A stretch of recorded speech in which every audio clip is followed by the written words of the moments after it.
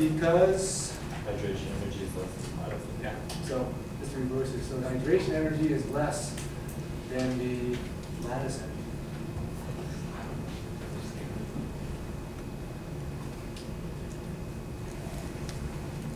Okay, so that's our Chem1B explanation of solubility for ionic compounds. Okay, so note that we're going beyond the like dissolved like rule and we did in Chem1A. So again, in Chem1A, we can say like dissolved like is use polarity, but in Chem1B, now we have to look at these two different types of energy, lattice energy and hydration energy for another solution. Okay, now let's take a look at molecular solutions. So the Chem1B explanation, we have to look at intermolecular forces. Now, before we go on, let's review those intermolecular forces. So let's see, if we look at chemical forces, and we can classify them as either strong or weak.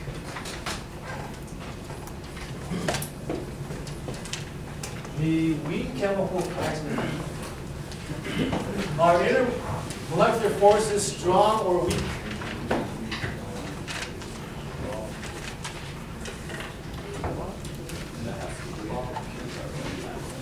Okay, so are intermolecular forces the strong chemical forces or the weak chemical forces? Weak.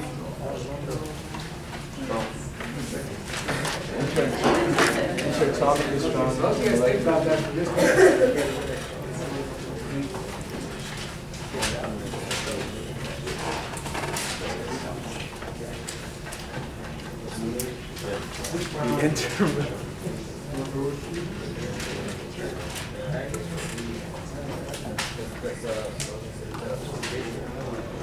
Okay, so let's vote. Who says that intermolecular forces are strong chemical forces? Who says they are weak chemical? Yeah, so you're right, they're weak chemical forces. So these intermolecular forces are the forces between molecules which hold those molecules together in its state of matter. Now, what's another term for these strong chemical forces? Yes, so these are the interatomic forces. So these are the forces which hold atoms together in compounds. Okay, so just as a review, the interatomic forces that we've looked at so far are the ionic bonds and the covalent bonds.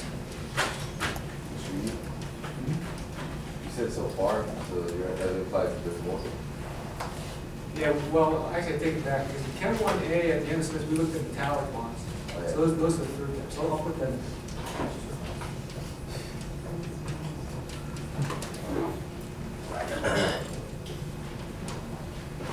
Actually, later on this semester, we're going to look at another type of interatomic force. It's called the coordinate covalent bonds. That's actually a variation of the covalent bonds. We'll do that. And the intermolecular forces are the London forces and the dipole. And the last one, hydrogen bonds. Of these three types of intermolecular forces, which one is the weakest? Yeah, so these are the weakest of the three. Which one's the strongest? Yes, the hydrogen bond, these are actually the strongest of these three. And let me mention one more thing. You may have heard this term Van der Waals force. So the Van der Waals force, these are the London dipole. So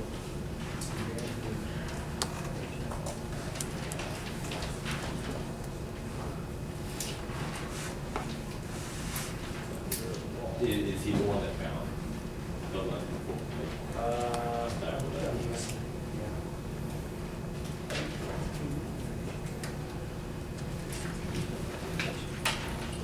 yeah, I'm not so current on some of some of the historic figures in chemistry. So, although I think I mentioned to you earlier this semester, see, my goal for you is for you to have some invention or some new theory, and then it'll be in the general chemistry textbook, and then I can boast about how a former Hartnell student now has his or her name in a textbook, and although I won't take any credit for it, for giving that student, giving you a start in chemistry, that's all.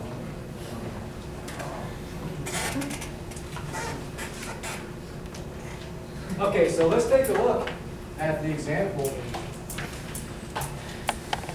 Here. So it says here, let's see, ethanol is soluble in water.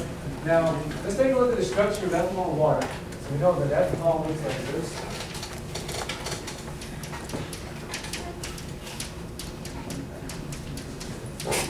And we know that water looks like this.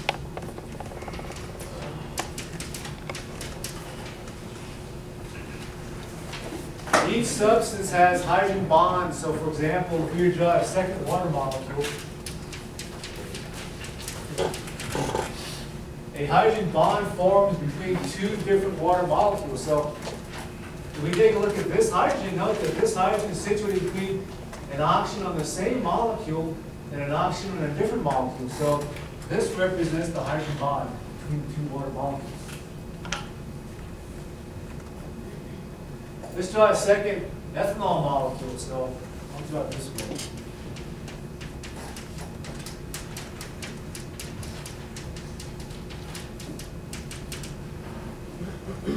Can two ethanol molecules hydrogen bond to each other?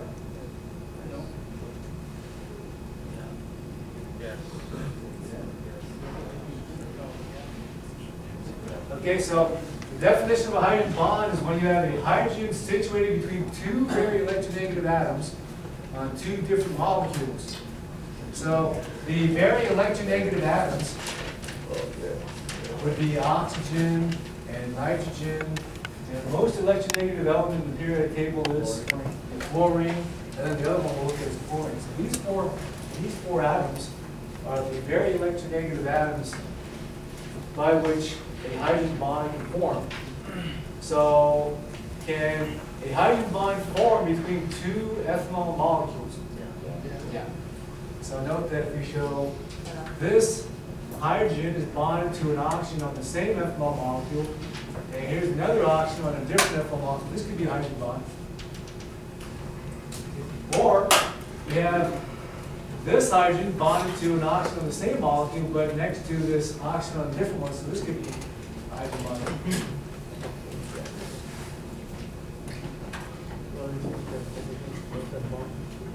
Okay, so for molecular solutions, I've written here, so ethanol can actually hydrogen bond to water as well as itself. So if we show this ethanol molecule here, we can show a hydrogen bond from this hydrogen to an oxygen in water. Okay, so when that happens, the ethanol is actually breaking the hydrogen bond between water molecules and hydrogen bonding to water itself. So this is sort of like when your high school dance and then you're trying to cut into whatever happened. You guys already dance here? You go to the mosh pit and jump in the All the time. So anyway, that's sort of what's happening. So again, what happens is the ethanol molecule, it can hydrogen bond to oxygen, and it breaks the hydrogen bond between water molecules as a result. That's why ethanol is soluble in water.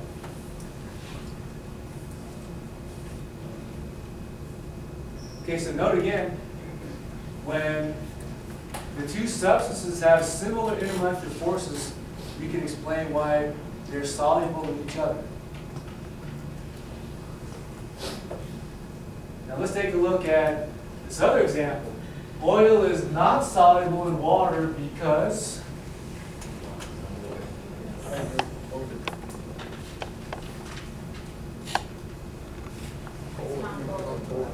so oil is nonpolar. So let's take a look at motor oil. So motor oil is a long hydrocarbon, and it's non-polar. And what intermolecular forces exist between oil molecules? Yeah, just London forces. Now, London forces are the weakest of the three. Are those London forces strong enough to break the hydrogen bond between water molecules?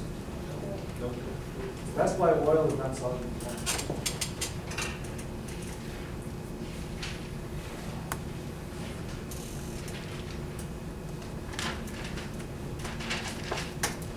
Okay, so again, when we're looking at solubility, identify the solution type, whether it's ionic or molecular. And based on solution type, we can explain why one substance is soluble in another substance. Okay, so I've written down here, understanding the solution process and property that allows you as a scientist or engineer to control nature. So that's really what scientists and engineers try to do. Although nature is a beautiful thing and does a lot of things that we don't know, we don't understand yet, we also want to do things we want to do with the substances we use and the materials we use, so we can feel or figure out how to use those in the sake of doing it. Let's go to the next one here. You've done that already. So you can use the solution process to separate one substance from another. You do that in liquid-liquid extraction. So let's say in Chem1A, you actually looked at chlorine water, which is the chlorine molecule dissolved in water. Now, before we go on, would you expect chlorine to be very soluble in water? Yeah. Okay, so we know that water is polar. Is the Cl2 molecule polar or non-polar? It's polar. Okay, so I'll draw the Cl2 molecule.